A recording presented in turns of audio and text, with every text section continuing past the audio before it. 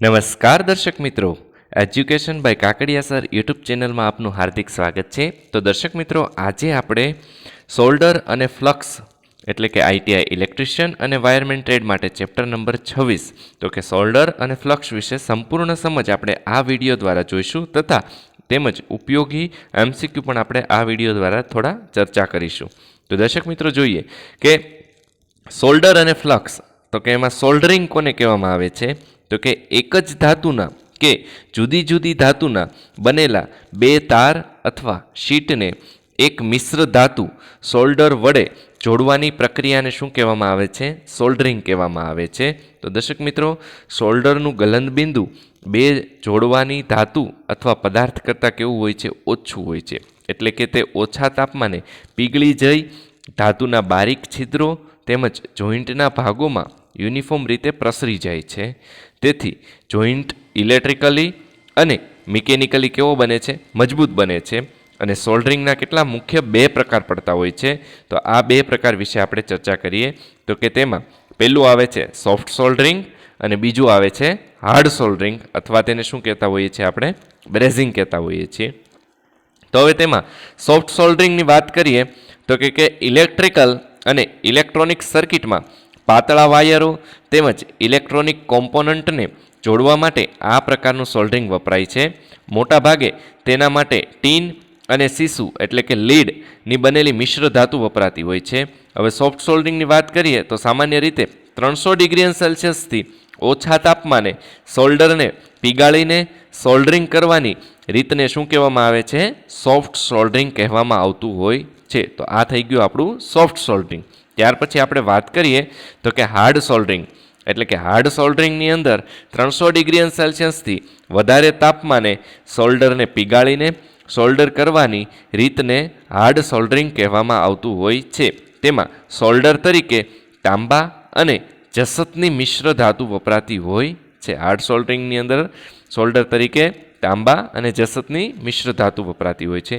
ત્યાર પછી વાત કરીએ કે સોલ્ડરની જરૂરિયાત શા માટે પડે છે? તો કે કેબલ અને વાયરના જોઈન્ટમાં નીચે મુજબના ગુણધર્મો હોવા જોઈએ. જેમ કે પહેલું છે electrical wire joint ideally zero resistance અથવા ખૂબ જ ઓછો અવરોધ ધરાવતા હોવા જોઈએ.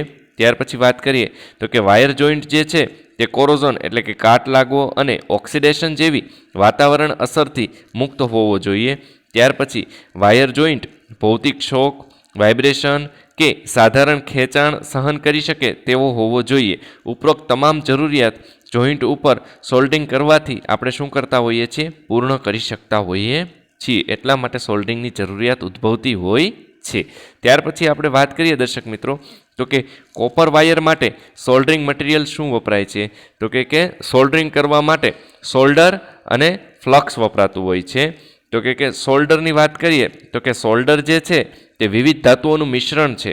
કોપર વાયર અને એલ્યુમિનિયમ વાયર માટે અલગ અલગ પ્રકારનું સોલ્ડર વપરાય છે. કોપર તાર માટે મોટે ભાગે લીડ અને ટીનની મિશ્ર ધાતુવાળું સોલ્ડર વપરાય છે.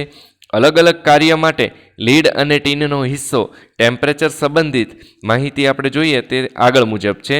તો તેમાં વાત કરીએ તો અલગ અલગ સોલ્ડર અને ફ્લક્સની વાત કરીએ તો કે તેમાં કામનો પ્રકાર કેવો છે, મિશ્રણ ટેમ્પરેચર કેવું છે, વર્કિંગ ટેમ્પરેચર કેટલું હોવું જોઈએ અને તેનો ઉપયોગ. તો તેમાં ટીનમેન સોલ્ડરની વાત કરીએ તો તેમાં લીડ 50% હોય અને ટીન 50% હોય.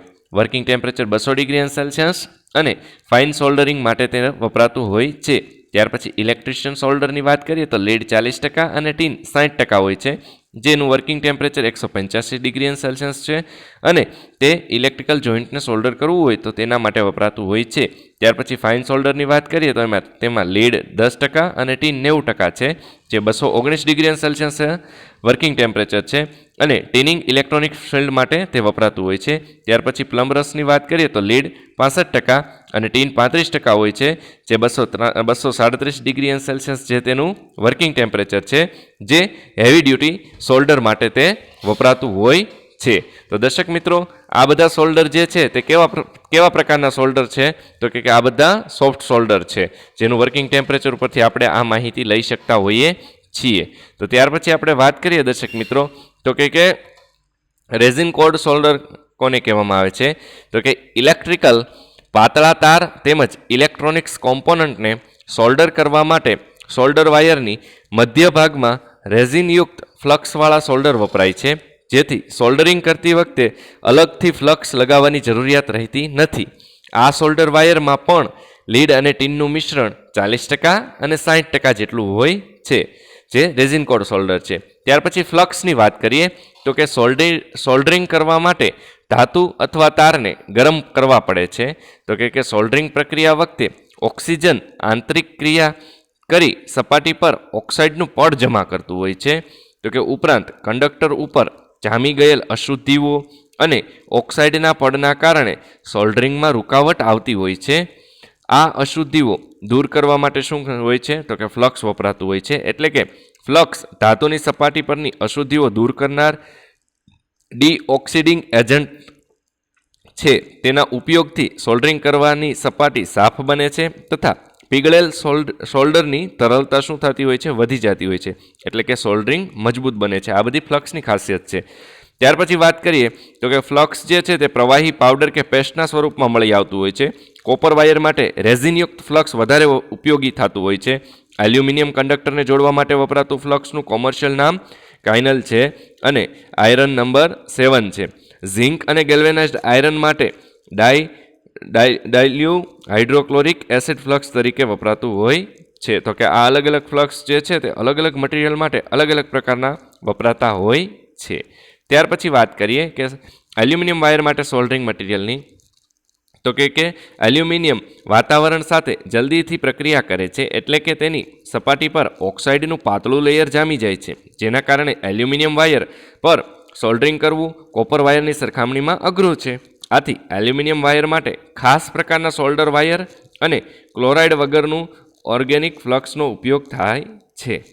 તો દર્શક મિત્રો, સોલ્ડર જે છે તે એલ્યુમિનિયમ વાયર માટે લીડ અને ટીન ઉપરાંત તેમાં થોડી માત્રામાં ઝિંક ઉમેરી મિશ્રણ તૈયાર કરવામાં આવે છે. દાખલા તરીકે 1.75 લઈ 2.25% ઝિંક, 52.54 લેડ અને 45.71 લઈ 45.21% સુધીનું ટીનયુક્ત સોલ્ડર તૈયાર કરવામાં આવતું હોય છે. એક ખાસ બનાવટનું સોલ્ડર કે જેનું બ્રાન્ડ નેમ ALCAP છે, તેમાં 51% લીડ, 31% ટીન, 9% ઝિંક અને 9% કેડમિયમ વપરાતું હોય છે, જે એલ્યુમિનિયમ વાયર સોલ્ડરિંગ કરવા માટે વપરાતું હોય છે.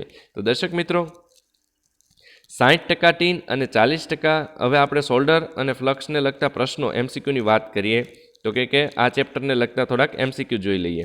તો તેમાં 60% ટીન અને 40% લીડવાળા સોલ્ડરનું મેલ્ટિંગ પોઈન્ટ કેટલું હોય છે? આનો સાચો જવાબ છે 185°C. ત્યાર પછી બીજો સવાલ જોઈએ.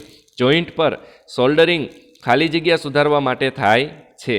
તો તેનો સાચો જવાબ છે કંડક્ટિવિટી સુધારવા માટે આપણે શું કરતા હોઈએ છીએ? જોઈન્ટ પર સોલ્ડરિંગ કરતા હોઈએ છીએ. ત્યાર પછી સોફ્ટ સોલ્ડર એ એલોય છે કે જેનું તાપમાન ખાલી જગ્યા કરતાં ઓછું હોય છે.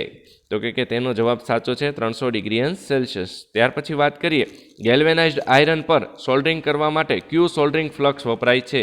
તો તેનો સાચો જવાબ છે હાઇડ્રોક્લોરિક એસિડવાળું સોલ્ડરિંગ ફ્લક્સ વપરાતું હોય છે. ત્યાર પછી પાંચમો પ્રશ્ન જોઈએ કે કોપર વાયર માટે કયા પ્રકારના ફ્લક્સનો વધારે ઉપયોગ થાય છે? તો તેનો સાચો જવાબ છે રેઝિનયુક્ત ફ્લક્સ.